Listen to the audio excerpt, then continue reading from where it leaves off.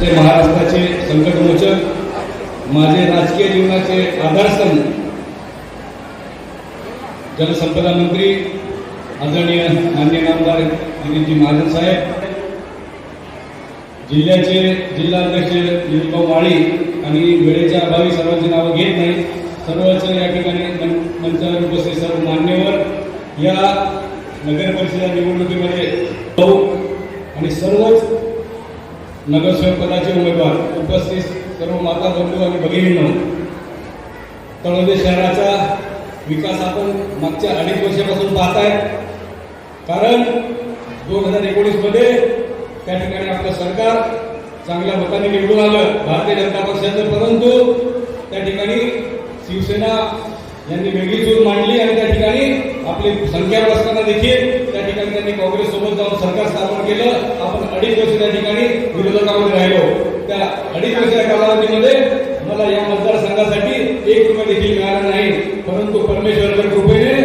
पुन्हा 2023ला त्या ठिकाणी आपलं सरकार, महायुती सरकार, भारतीय जनता पक्ष सरकार त्या ठिकाणी आलं आणि त्या 2.5 वर्षाच्या कालावधीमध्ये जो काय आपण तळोदे शहराचा विकास पाहताय केवळ त्या 2.5 वर्षाच्या कालावधी आपण त्या ठिकाणी केला. त्याच्यामध्ये हद्दवाढ देखील केली, हद्दवाढमध्ये त्या ठिकाणी निधी आणला. त्या ठिकाणी हद्दवाढ करताना शासनातर्फे 30% निधी आला, त्यात काही रस्ते झाले, काही टक्के रस्ते व्हायचे. त्याला देखील माननीय मुख्यमंत्री महोदयांनी शहाद्याच्या सभामध्ये सांगितलं की जे काही वाढीव इतर जो काही निधी राहिला आहे तो येणाऱ्या काळामध्ये 100% निधी त्या ठिकाणी देईल आणि संपूर्ण तळोदे शहराचा जो वाढीव भाग आहे तो त्या ठिकाणी पूर्ण त्या ठिकाणी भौतिक सुविधांनी उपलब्ध असेल त्यांनी सांगितलं. त्याच पद्धतीने इथं पाणी पुरवठा योजना आपण आणली, जी वाढीव पाणी पुरवठा योजना आहे जी आपण तापीवरून या ठिकाणी आणली आणि त्याच्यामध्ये अमृत केंद्र सरकार त्या ठिकाणी दिली आणि ती योजना अतिशय चांगली योजना आहे. त्याच्यामध्ये संपूर्ण नागरिकांना या ठिकाणी शहरामध्ये शुद्ध पाणी पिण्याच्या त्या ठिकाणी मिळणार आहे. परंतु काय 2 दिवसापूर्वी या ठिकाणी विरोधकांनी सभा घेतली आणि त्यांनी त्या ठिकाणी माननीय उपमुख्यमंत्री महोदय शिंदे साहेबांनी दिशाभूल केली की ह्या ठिकाणी पिण्याची पाणी सुविधा नाही. तर ही योजना 1 वर्षापूर्वी आपण आणलेली आहे, आपल्या महायुती सरकारमध्ये आणलेली आहे. त्याचं काम देखील सुरू आहे. 1 वर्ष झाले त्या ठिकाणी पाईपलाईन टाकली गेलेली आहे, फक्त जॅकवेलचं काम बाकी आहे. येणाऱ्या 6 महिन्यामध्ये ती योजना या ठिकाणी पूर्णपणे जाईल आणि सर्व नागरिकांना त्या ठिकाणी शुद्ध पाणी पिण्याचं मिळेल. जी भुयारी गटर आहे ती देखील आपण त्या ठिकाणी एक त्रस्त यंत्रणा देखील नेमून आपण त्यांच्या मार्फत संपूर्ण सर्वे त्या ठिकाणी करून घेतलेला आहे. त्या सर्वेमध्ये त्यांनी संपूर्ण शहरातलं पाणी नदीमध्ये नाल्यामध्ये सोडता येईल आणि त्या ठिकाणी ड्रेनेज व्यवस्था चांगली होईल यासाठी 170 कोटी एस्टिमेट आपल्याला दिलं. ते एस्टिमेट आपण शासन दरबारी सादर केलेले ते देखील मंजुरीसाठी आहे. माननीय मुख्यमंत्री महोदयांनी सांगितलं की हे लवकर हे सर्व शहाद्याचे असेल, तळोद्याचे असेल, हे संपूर्ण जे प्रस्ताव मंत्रालयामध्ये प्रलंबित आहे ते येणाऱ्या काळामध्ये लवकरात लवकर मंजूर करून निधी उपलब्ध करून देईल. ह्या भागाच्या विकासासाठी मी आमदार राजेश पाटील हात बळकट करून तुमच्या समोर त्या ठिकाणी त्यांनी सांगितलेले ज्या काही योजना आहेत त्या आपण ह्या ठिकाणी योजना त्या ठिकाणी आपण राबवण्याचा प्रयत्न करतोय. इव्हन आपण लाडकी बहीण योजना देखील मोठ्या प्रमाणात त्या ठिकाणी आपल्या कार्यकर्त्यांमार्फत, भारतीय जनता पक्षामार्फत आपण ठिकाणी एका माता भगिनीपर्यंत सर्व ठिकाणी मुस्लिम समाजापर्यंत आपण ती लाडकी बहीण अतिशय यशस्वी त्या ठिकाणी आपण राबवलेली आहे. त्यांना देखील त्याचा चांगला लाभ मिळतोय, घरकुलाचा लाभ देखील मिळतोय. या शहराचा सर्वात मोठा प्रश्न आणि जुना प्रश्न आहे तो म्हणजे 50 वर्षापासूनचा एकच मुद्दा मी त्या ठिकाणी मांडणार आहे. अनेक विषय परंतु माननीय मंत्री महोदयांना आपण 8 सभा त्या ठिकाणी जायचंय म्हणून तेवढा एक महत्वाचा जो मुद्दा आहे तो या ठिकाणी मांडतोय. जो बारगळ्यांच्या जहागीरदारीवरची जी जमीन आहे ती त्यांच्या नावाने आहे, 7/12 त्यांच्या नावाने असल्या कारणाने त्या ठिकाणी माझ्या आदिवासी बांधवांना किंवा इतर समाजाचे देखील लोक त्या ठिकाणी राहतात, त्या ठिकाणी त्यांना घरकुलं मिळत नाही. हा महत्वाचा मुद्दा आहे. हा माननीय मुख्यमंत्री महोदयांनी देखील 4 दिवसापूर्वी या ठिकाणी आले मतदारसंघात शहादा सभा घेतली, त्या ठिकाणी हा मुद्दा मांडला. त्यांनी त्या ठिकाणी मला आश्वस्त केलं की तुम्हाला ही 2 ते 4 महिन्यामध्ये हे प्रस्ताव पाठवा. मी त्या ठिकाणी ही जागा बारगावाची जागा तुमच्या आमच्या गोरगरीब आदिवासी बांधवांच्या नावाने त्या ठिकाणी सर्वे नंबर करून देईल आणि त्यानंतर घरकुल त्या ठिकाणी आपण राबवू, आदिवासी विकास राबवू असं मला आश्वासन त्यांनी केलेले. मी तुम्हाला खात्रीने सांगतो आज या ठिकाणी खास म्हणून आपण महाराष्ट्र राज्याचे आदरणीय मंत्री महोदय गिरीजी महाजन या ठिकाणी आले. ते आपल्याला पूर्ण स्पष्ट करणार आहे की कशा प्रकारे ही योजना आपण त्या ठिकाणी राबवणार आहोत. तर दीनदयाळ उपाध्याय योजना जी आहे ती ग्रामीण भागासाठी त्याच्यामध्ये शासनाकडून जमीन खरेदीसाठी 1 लाख रुपये आणि घरकुलासाठी 2.5 लाख रुपये अशी जी योजना आहे ती ग्रामीण भागासाठी आहे, तर ती योजना आपण या शहरामध्ये देखील लागू करू, GR मध्ये बदल करू, नियमामध्ये बदल करू, त्या ठिकाणी कॅबिनेटमध्ये त्याचा निर्णय घेऊ असं साहेबांनी मला सांगितलं. आणि मी तुम्हाला आश्वस्त करतो, साहेब त्याला टाइम लिमिट देणार आहे. मी तुम्हाला टाइम तुमच्याकडे सांगतोय. मी आत्ताच्या सर्वांना सांगितलं की ही योजना राबवायला मला कमीत कमी 1.5 वर्षाच्या आत प्रत्येक माझ्या आदिवासी बांधवांना, त्या भागाच्या सर्व समाजाच्या लोकांना जे बारगळ्यांच्या जमिनीवर राहतात त्यांच्या नावाने जमीन करून देऊ. त्या ठिकाणी त्यांना घरकुल देखील आपण मिळवून देणार आहे. तर त्यासाठी बाकी आपकी मोहीम मागून आहे. मैं बेंचर भी बंद बैठा आदिवासी हट्टी में मीटिंग में गया और ती आशा मानू कि तुमने ये जमीन आपो राज्य मुख्यमंत्री फडणवीस साहेब आहे कोण की देणार आहे आणि त्या खातर आणि तुम्ही शब्द देऊ की माझ्याकडे मिळविले असेल मागच्या विरोधी खूप वर्षापासून आखिल्या आपण जमीन मिळवी देऊ काय केला मिळवी देली ना पण ती जमीन आपण भारतीय जनता पक्षातर्फे आणि माझे शब्द देऊ तुम्ही आमदार म्हणून या पाठपुरावा माहीत केलं. परंतु शिवसेना की विधानसभा चंदुभाई आते विषय काढो आणि ती आघाडी लेली वो विषय जो है तो स्थानिक आमदार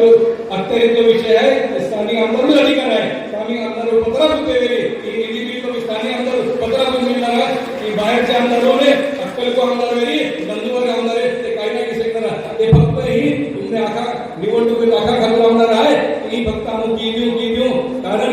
इनका जो विरोधक है नगरसेवक है जुना विरोधक आपको 2 वर्ष या 15 वर्षाच्या काही ना केलो आखिर ते लोक उंबर जाय भी ना सकता आखिर ते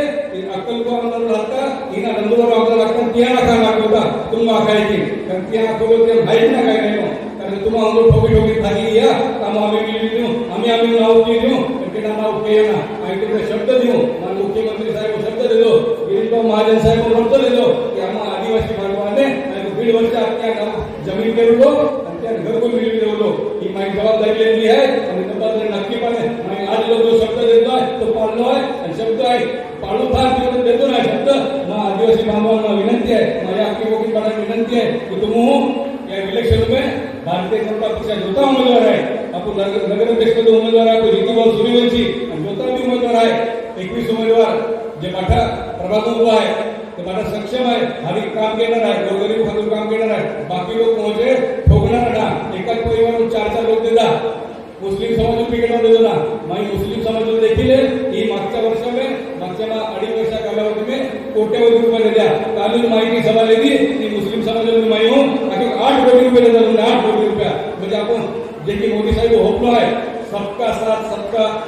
विकास सबका विश्वास सबका प्रयास बाठानी चालू आपण ठरवलं आहे बाटा धर्मालोकून बाटा समाजाकडून आपण जाऊन ठरवलं आहे त्या पद्धतीने आपण काम केलेलं आहे प्रत्येक समाजातून समाज भवन देऊन प्रयत्न केला आहे निराकरण प्रत्येक समाजातून आदिवासी समाज देखील होता वर्ष 25-30 वर्षापासून मागणी होती की आदिवासी समाजाने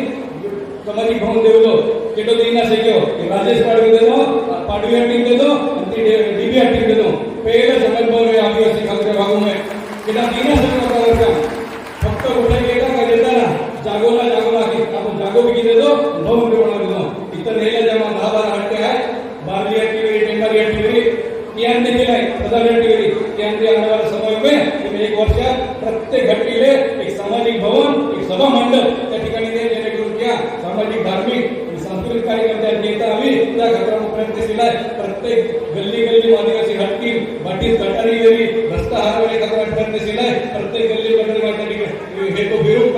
आदिवासी लोगों भी जे की शहरों विकास होते जाइयो देखिए आपको आदिवासी हट्टी विकास होना જોઈએ ती भी हार रस्ता જોઈએ ती भी पाइप हार व्यवस्था જોઈએ ती भी लाईट જોઈએ आपण प्रयत्न केलेला आहे बठाणी चालू आपण या ठिकाणी विचार की चाली राहिला आहे त्या खात्याने सर्वांना माझी कळकळीची विनंती आहे येणाऱ्या 2 तारखेला या ठिकाणी ही निवडणूक भयंकर अतिगतीची आहे आपल्याकडे विरोधक नाही काँग्रेसचं समजून टाकलेला आपण काँग्रेसचा उमेदवार देखील या ठिकाणी नाही